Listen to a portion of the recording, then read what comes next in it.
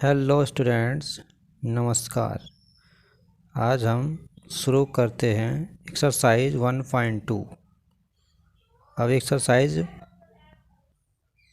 Multiplication of integers पर based है। तो एक्सरसाइज शुरू करने से पहले मल्टीप्लिकेशन प्रॉपर्टीज़ ऑफ इंटीजर पर कुछ ध्यान दें। चलो ये प्रॉपर्टीज़ क्या होती हैं इन्हें देखें। लेकिन उससे पहले आपको याद दिला दें कि चैनल को ज़रूर लाइक करें, शेयर करें, सब्सक्राइब करें ताकि आपको अगले आने वाले वीडियो का नोटिफिकेशन मिल सके। तो चलिए, तो ये प्रॉपर्टीज़ हैं। जैसे पहली है multiplication of positive and negative integers. जिसके लिए आप देखिए, जैसे पॉजिटिव इंटीजर a, इसको मल्टीप्लाई किया हमने नेगेटिव इंटीजर -b से, तो इसका जो सॉल्यूशन होता है वो होता है -a/b। यानी कोई भी इंटीजर पॉजिटिव हो उसका नेगेटिव से मल्टीप्लिकेशन हो। यहाँ भी देखिए पॉजिटिव है ये भी, a नेगेटिव, तो दोनों का किसी भी, चाहे पहला पॉजिटिव हो दूसरा नेगेटिव, या पहला नेगेटिव दूसरा पॉजिटिव हो, तो सॉल्यूशन हमेशा माइनस में यानी नेगेटिव में ही मिलेगा और दोनों इंटीजर मल्टीप्लाई हो जाएंगे। देखिए -a/b। दूसरा है multiplication of two negative integer. यहाँ दोनों माइनस वाले इंटीजर का मल्टीप्लिकेशन होगा। देखो -a एंड -b, दोनों को मल्टीप्लाई किया तो हमेशा जो सॉल्यूशन निकलेगा वो पॉजिटिव में निकलेगा। तो नेगेटिव इंटीजर का जब मल्टीप्लिकेशन करते हैं तो उसका सॉल्यूशन हमेशा पॉजिटिव में निकलता है। जब ये ऊपर देखिए एक नेगेटिव है और एक पॉजिटिव है, सॉल्यूशन दोनों का निकलेगा नेगेटिव में। दूसरी तरफ है, देखो दोनों पॉजिटिव को मल्टीप्लाई कर लें, ए भी पॉजिटिव बी भी पॉजिटिव, तो हमेशा ये उल्टा भी करेंगे, चाहे पहला पॉजिटिव दूसरा पॉजिटिव, आगे पीछे रख लें। तो ये हमेशा क्लोजर के लॉ को फॉलो करता है। अगला है मल्टीप्लिकेशन बाय जीरो। अगर किसी भी इंटीजर को चाहे पॉजिटिव हो चाहे नेगेटिव, उसको जीरो से मल्टीप्लाई करें हमेशा जीरो ही देगा। चाहे वो ए को जीरो से करें तो भी जीरो आएगा, चाहे जीरो को ए से करें तो भी जीरो आएगा। यानी कोई भी इंटीजर जीरो से मल्टीप्लाई होगा तो भी सॉल्यूशन जीरो, और कोई भी जीरो अगर किसी भी इंटीजर से मल्टीप्लाई होगा तो भी सॉल्यूशन जीरो। इसे कहते हैं मल्टीप्लिकेशन बाय जीरो। अगला है मल्टीप्लिकेशन आइडेंटिटी। अब ये आइडेंटिटी होती है मल्टीप्लिकेशन की क्या, यानी कि जब किसी भी इंटीजर को 1 से मल्टीप्लाई किया जाता है तो हमेशा वैल्यू वही इंटीजर होता है। यानी ए इंटीजर है, 1 से मल्टीप्लाई किया तो ए ही निकलेगा, राइट। अब कुछ और प्रॉपर्टीज़ हैं इसकी, और यहाँ ध्यान रखें चाहे नेगेटिव का हो तो भी नेगेटिव में निकलेगा, पॉजिटिव का हो तो पॉजिटिव में ही सॉल्यूशन मिलेगा। अगला एसोसिएटिविटी ऑफ मल्टीप्लिकेशन। अब मल्टीप्लिकेशन की एसोसिएटिविटी क्या होती है, यानी कि ए इंटू बी और फिर इंटू सी को हम अगर सॉल्व करेंगे तो हमेशा सॉल्यूशन आएगा ए इंटू बी इंटू सी का। यानी तीन इंटीजर हमारे पास हैं ए बी सी, पहले दो इंटीजर को अगर हम मल्टीप्लाई कर लेते हैं और फिर तीसरे इंटीजर से मल्टीप्लाई करते हैं तो जो सॉल्यूशन निकलेगा वो निकलेगा किसके बराबर, यानी बाद के दो इंटीजर को मल्टीप्लाई कर लें और फिर पहले इंटीजर से उसको मल्टीप्लाई कर लें उसके बराबर। तो ये होता है एसोसिएटिविटी ऑफ मल्टीप्लिकेशन। अब आता है दूसरा distributivity of property. Distributivity of property किसकी है, इंटीजर्स की। अब डिस्ट्रीब्यूटिविटी देखिए ए और ए बी प्लस सी है, ए को मल्टीप्लाई करना है बी प्लस सी से, तो इसको डिस्ट्रीब्यूट किया जाएगा। मल्टीप्लाई ए को करना है और किससे, बी प्लस सी से, तो ए को पहले मल्टीप्लाई बी से कर लेंगे, फिर प्लस, और फिर ए को मल्टीप्लाई सी से कर लेंगे। तो इसे कहते हैं डिस्ट्रीब्यूटिव प्रॉपर्टी ऑफ मल्टीप्लिकेशन। आप इसी को माइनस में ले लें, यानी ए को मल्टीप्लाई करना है बी माइनस सी से, तो ये भी डिस्ट्रीब्यूट हो जाएगा। सिर्फ अंतर इतना रहेगा कि साइन चेंज हो जाएगा बीच में, जहाँ पर ऊपर प्लस था वहाँ पर आ जाएगा नीचे माइनस। यानी ए को पहले बी से मल्टीप्लाई कर लेंगे, फिर ये साइन है माइनस सी वो लगा लेंगे, और फिर ये देखिए ए से मल्टीप्लाई सी को कर लेंगे, प्लस साइन का अंतर है देखिए, तो इसको कहते हैं हम distributive property of multiplication with negative and positive integers. तो अब चले एक्सरसाइज में चलते हैं और एक्सरसाइज शुरू करते हैं। तो देखिए एक्सरसाइज में जो पहला क्वेश्चन है वो क्या है, देखिए find each of the following products, यानी प्रोडक्ट मीन मल्टीप्लिकेशन, सबका यहाँ पर मल्टीप्लिकेशन प्राप्त करना हमको। We have to find out the multiplication of the following. तो चलो पहले 1 का ए पार्ट सॉल्व करते हैं। चलिए फर्स्ट पार्ट है 3 इंटू माइनस ए। अभी देखो थोड़ी देर पहले हमने क्या कहा था, ए इंटू 1 इज इक्वल ए।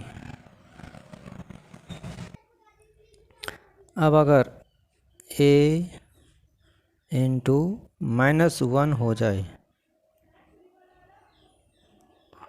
तो वैल्यू क्या हो जाएगी, देखो यहाँ 1 था या -1 है तो वो जगह वैल्यू -a। सिंपल बात।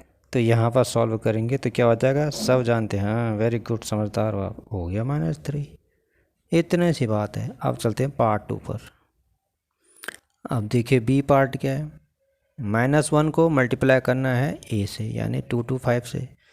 अब यहाँ की बात यहाँ देखो, यहाँ -1 बाद में मल्टीप्लाई किया था, यहाँ -1 पहले मल्टीप्लाई में लिखा हुआ है, बात तो वही रहेगी, यानी कि 1 इंटू ए इज इक्वल ए ही रहेगा, और -1 into A is equal -a, तो भी फिर बात वही रहेगी। तो क्या लिखा जाएगा यहाँ, देखो -1 है, ए की जगह ये है, तो शाबाश समझदार हो, 2 to 5 आ जाएगा। Very good. अब चलते हैं सी पार्ट पर।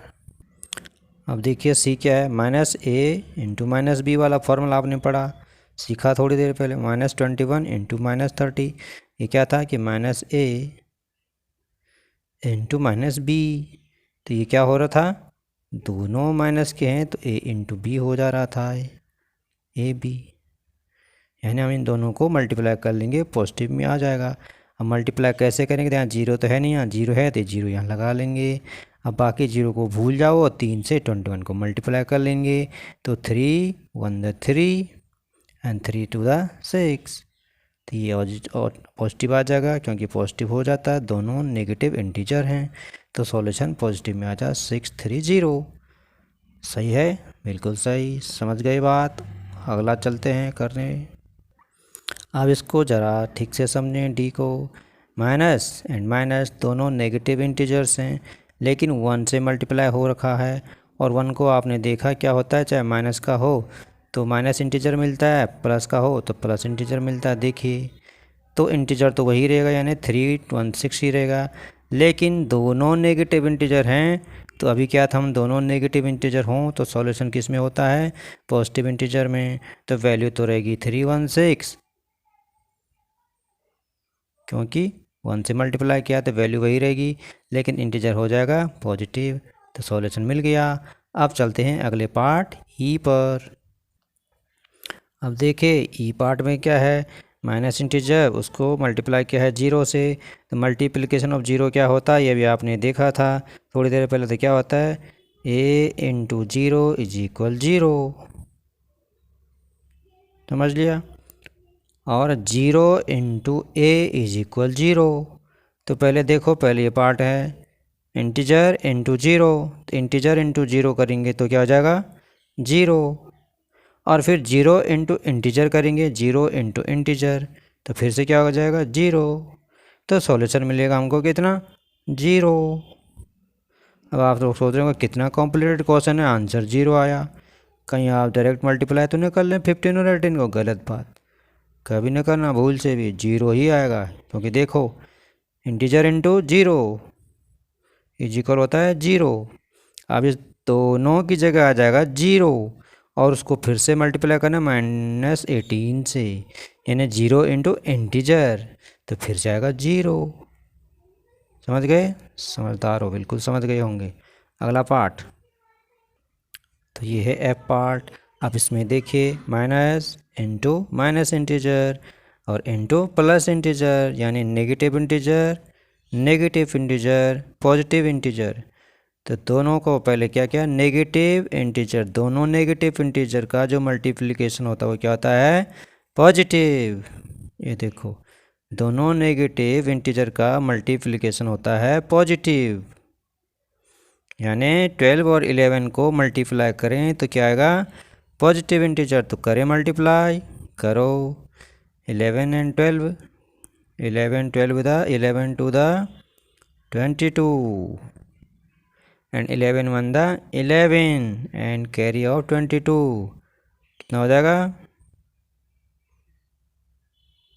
अरे 13,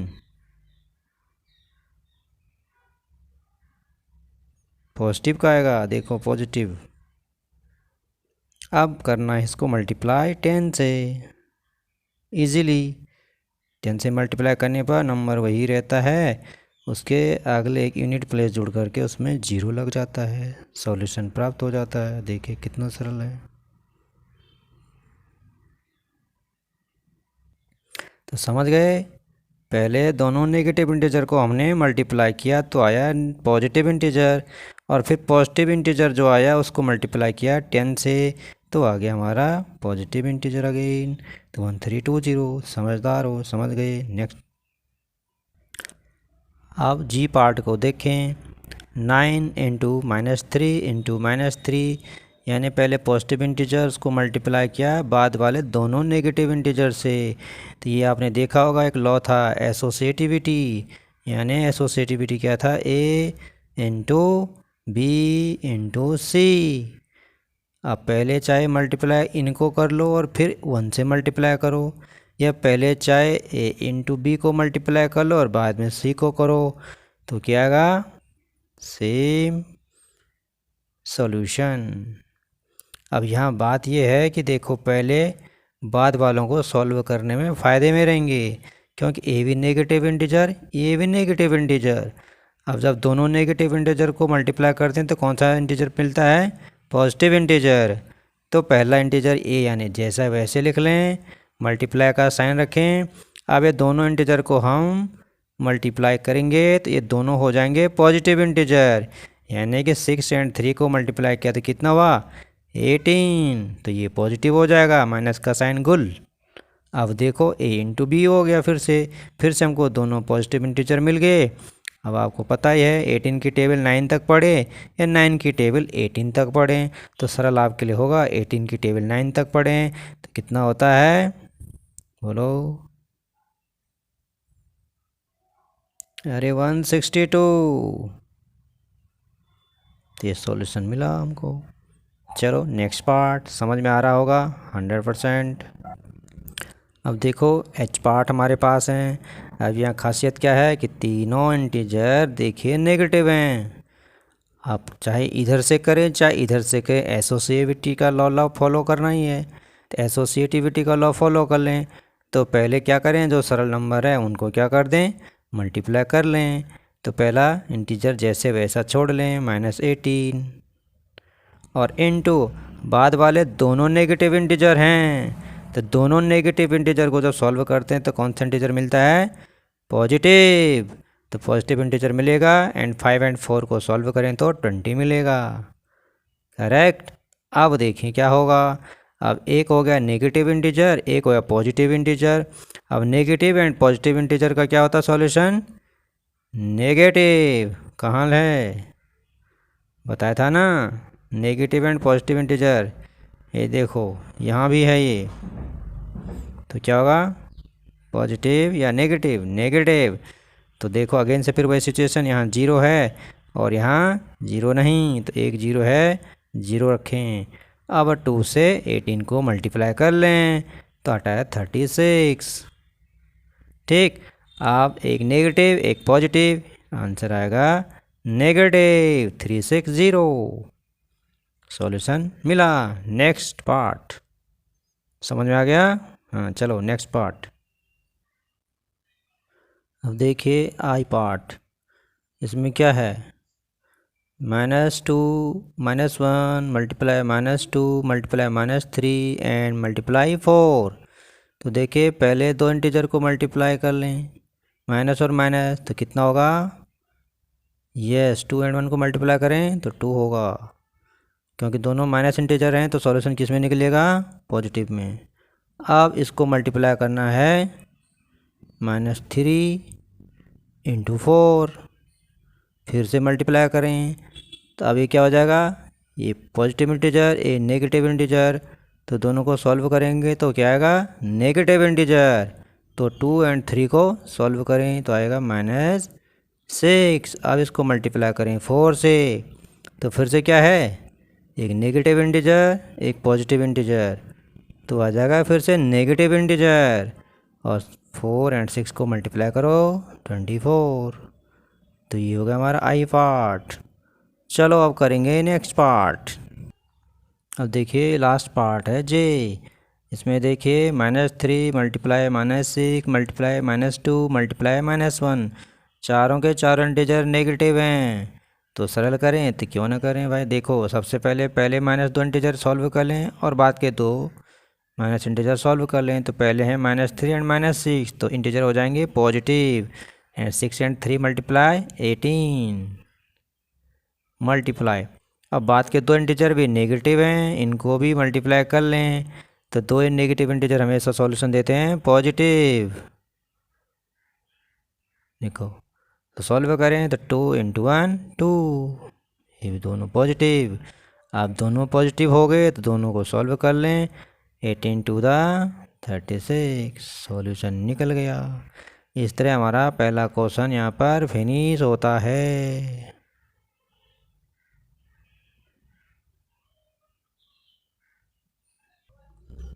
तो ठीक है, मिलते हैं नेक्स्ट पार्ट सॉल्यूशन में, तब तक के लिए बाय बाय। और हाँ सब्सक्राइब ज़रूर कर लेना, बाय।